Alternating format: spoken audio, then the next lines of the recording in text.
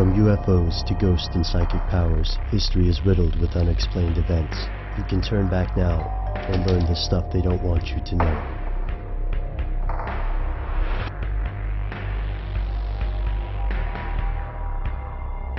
Here are the facts. Processed foods have changed the world. Thanks to stabilizers and other additives, some products can be preserved for months or years past their natural prime. These techniques have both advantages and risk. To put it in a pessimistic light, we live in an age of pink slime and aspartame, and many consumers simply don't know what they're ingesting. Yet this may be changing. From Bangkok to Birmingham, consumers are increasingly concerned by the additives found in processed foods. In many countries, governments create an agency to ensure the safety of food. In the United States, this agency is called the Food and Drug Administration, or FDA. The FDA doesn't have a perfect track record. Some substances approved by this agency have been banned after widespread use led to harmful side effects. Brominated vegetable oil, or BVO, is a particularly controversial additive, banned in more than 100 countries yet allowed in the US. Why?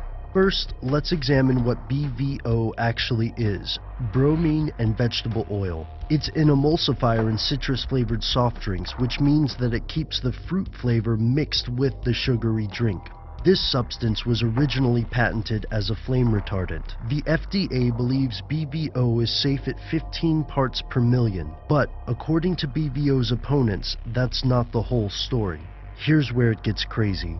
Brominated vegetable oil wasn't always legal. It was effectively banned for a short time when the FDA removed this product from its generally recognized as safe list in 1970. The Flavor Extract Manufacturers Association fought to get the substance reapproved, this time as a stabilizer rather than a flavoring agent. Citing studies that showed BVO to be safe within certain limits, the industry argued that BVO was harmless if these precautions were followed, and they argued successfully. In 1977, the FDA gave BVO an interim approval status. This interim approval has lasted for decades, and the FDA does not consider the status of BVO to be a public health priority.